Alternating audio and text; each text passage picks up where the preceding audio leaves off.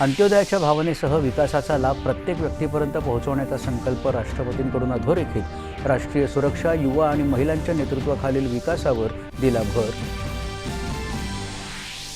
जागतिक अस्थिरता असूनही भारतीय अर्थव्यवस्था सर्वाधिक वेगाने वाढणारी प्रमुख अर्थव्यवस्था म्हणून वाटचाल करत असल्याबद्दल राष्ट्रपतींकडून गौरवोद्गार।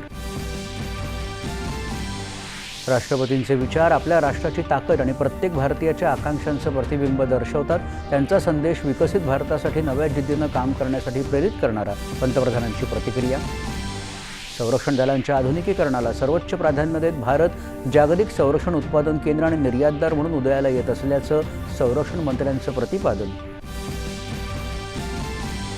स्वातंत्र्य दिनाच्या सोहळ्यासाठी दिल्लीतील लाल किल्ला सज्ज।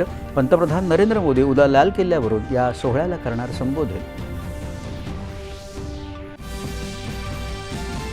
स्वातंत्र्य दिनाच्या पूर्वसंध्येला संरक्षण दल आणि केंद्रीय पोलीस दलांच्या जवानांसाठी 78 सौर पुरस्कारांची राष्ट्रपतींकडून घोषणा। 9 कीर्तीचक्रांचा समावेश। पोलीस, अग्निशमन, नागरी संरक्षण, गृहरक्षक आणि सुधारगृह सेवांमधील 1057 कर्मचाऱ्यांना शौर्य आणि सेवा पदकं जाहीर। महाराष्ट्रातील 82 जणांचा गौरव। सलोखा आणि बंधुभाव जपत विकसित भारताच्या उभारणीसाठी सर्वांनी एकत्रितपणे काम करण्याचं पंतप्रधानांचं फाळणी वेदना स्मृती दिवसानिमित्त आवाहन। जनगणनेअंतर्गत कौटुंबिक माहिती गोळा करण्यासाठी विचारल्या जाणाऱ्या 40 प्रश्नांची यादी केंद्रीय गृह मंत्रालयाकडून जाहीर। पहिल्यांदाच जातनिहाय माहितीचा समावेश।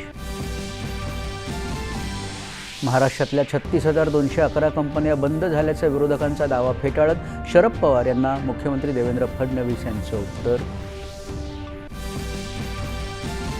आणि गडचिरोली जिल्ह्यात एका वसतिगृहात सर्पदंशानं झालेल्या 3 विद्यार्थिनींच्या मृत्यूची राष्ट्रीय मानवाधिकार आयोगानं स्वतःहून घेतली दखल। राज्याच्या मुख्य सचिवांना बजावली नोटीस। नमस्कार, 9:30च्या बातमीपत्रात मी समर्थ म्हात्रे आपलं स्वागत करतो। आता